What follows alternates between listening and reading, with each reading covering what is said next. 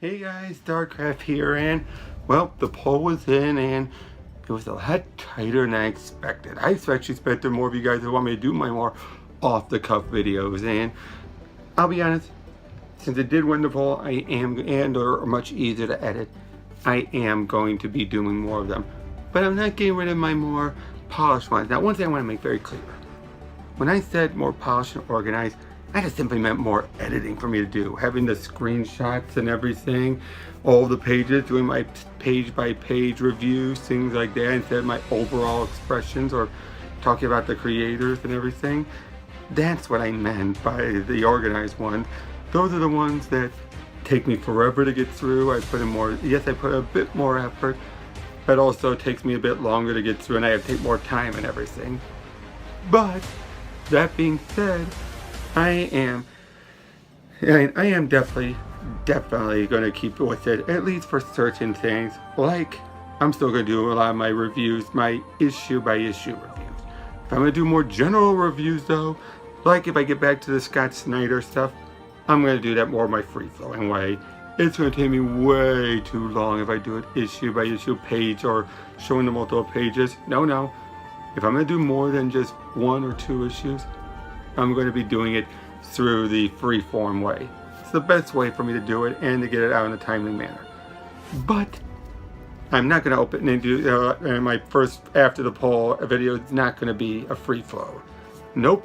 I'm going to get into continuing doing another review that still seems to get me a good bit of popularity. Well, at least view-wise, and that's Freedom Fighters #3.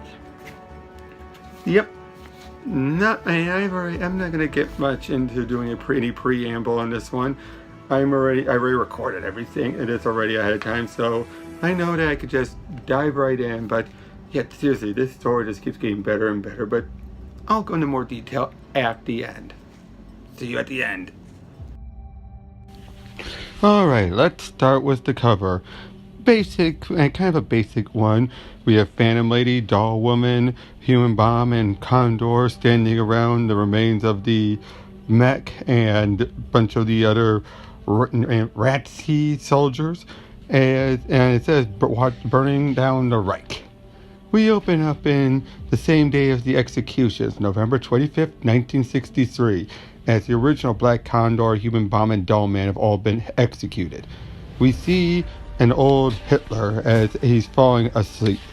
Everyone is celebrating, including Adolf's son, Adolf II, and even asking him, "Have you got Uncle Sam?" And as his son's trying to tell him, the Plastic Man had said that he had vanished, that he had gotten away. Hitler is telling him off that all that matters is Uncle Sam. And Uncle Sam is the spirit of the nation. As long as he exists, so does America. Before his overexertion causes him to keel over and die. Yep, Hitler died of a heart attack. And as his son is freaking out, everyone decides right then and there, the future of the Third Reich is his, and they all go Heil Hitler. As he is pretty stunned, and you can tell he's actually kind of like, what me? And as he's told, the people will hear of his father's noble passing, and the continuity of government is what's important. And he admits it happened so fast, but he's also willing to brush it aside that, yep, he may be the spirit of America, but today they executed that spirit for good. Meaning, in other words, Hitler was taking it more seriously than his son ever will, which we all know is going to bite him in the butt. Then, in today's time, under Lake Michigan, oh, that's not pretty nice. We see someone swimming down underwater towards a big ship. It's the Human Bomb as he shows up, and basically we find out that he and Doll Woman had tried to do some recon, but they were able to get them to slip and make it down to Black Condor. As we see, he's thinking back to a moment with him and his father as they were being, terrorized by some of these Ratzis. As he's looking over some of the people of Detroit, as Phantom Lady comes in, And Black Condor basically says we could liberate Detroit and save everyone, the factory city instead of the motor city. Clever. But Family points out, what's the point of making them free if they have no place to be safe? The day hasn't come yet. To which Condor tells her off, basically saying, go ahead and be patient. You weren't born a slave. You didn't have to abandon everyone you knew because the wing could only carry one over the wall. To which Family argues she came by to knock the wall over because that surrounds all of America. And the only way to free Sam is to get people to believe in America again. But Condor basically tells her off, saying your dad was a big deal lawyer for the Ratzis and gave her a perfect life, while everyone else was put in the ghettos. To which she then admits she had choices, and everyone else stood for her and stood for her father. She sat, and yet she grew up with every advantage. But it doesn't make it better or worse. She feels so much guilt for what she had to grow up with. As she leaves, leaving Condor to ponder. Soon it's mission time, as they are giving Condor the signal to head out. And as he does, at the same time in Chicago, we find out that the Ratzis can see him as they pick him up and send their jets on over to intercept. And they actually show up a lot faster than they estimated. But Condor feels like he can handle this, as he thinks back to when his dad, got I assume killed, as he takes out one of the jets with the might of his wings. Nice. And then he continues on flying, dodging, weaving, as more and more jets are coming by. He then launches missiles at them, as the Ratzis are trying to figure out what to do. And meanwhile, while he was distracting them, that allowed them to send in a data signal to hack them. Again, the Nazis are scrambling as they fire more missiles right towards them, as one of the resistance men are trying to hack in. Cash is his name. And basically, at the same time, he's trying to get it all. And once he does, he tells Condor to pull up. And just as he does, the missiles all intercept and collide, blowing up right behind him.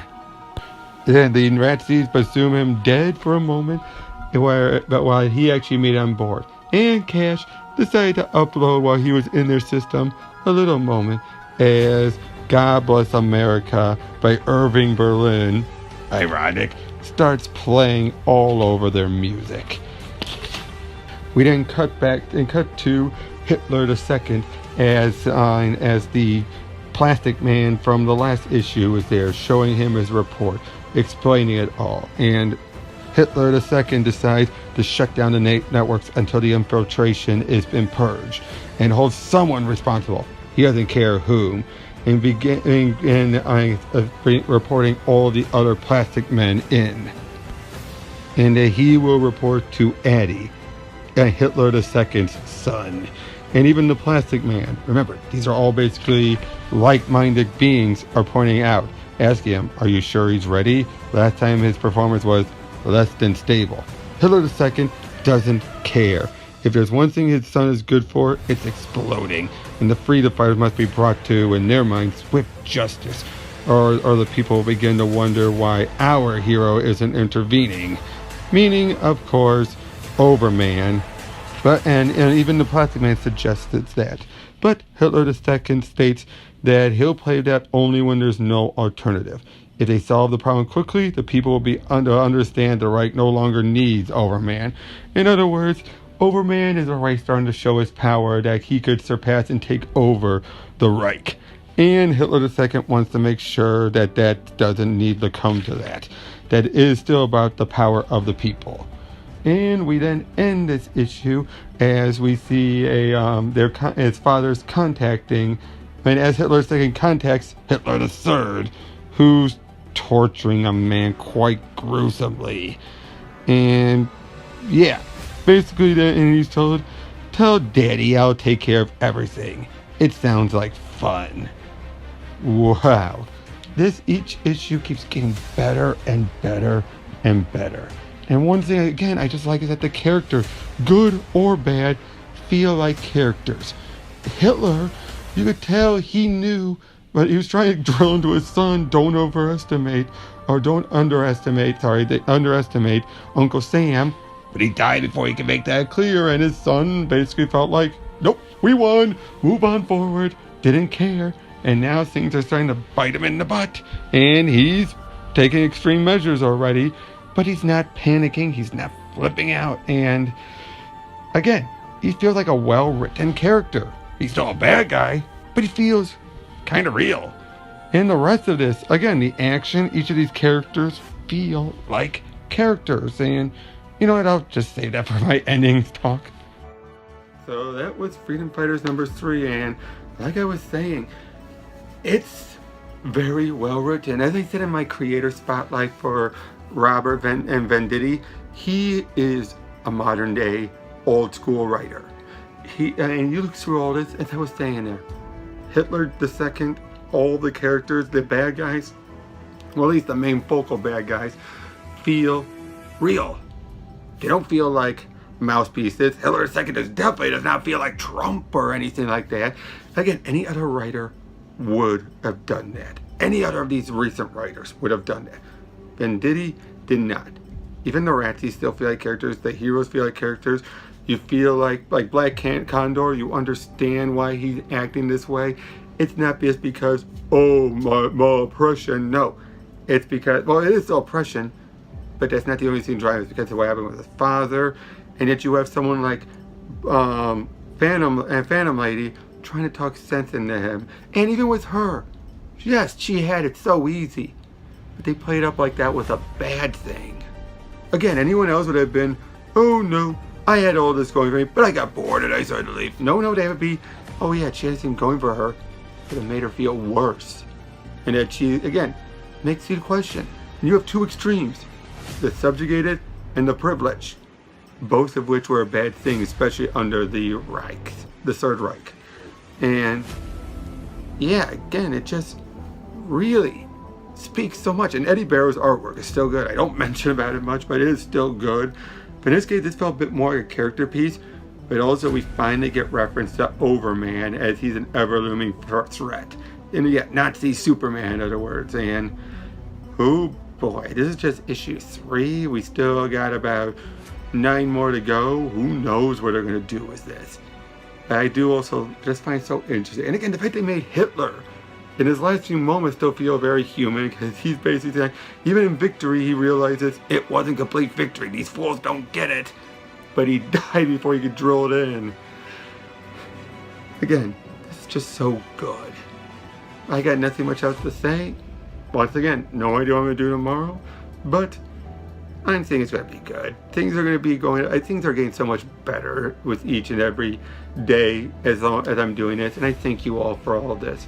So, be sure to like, share, and subscribe if you haven't already. And leave a comment down below. And I'll catch you all later. Take care.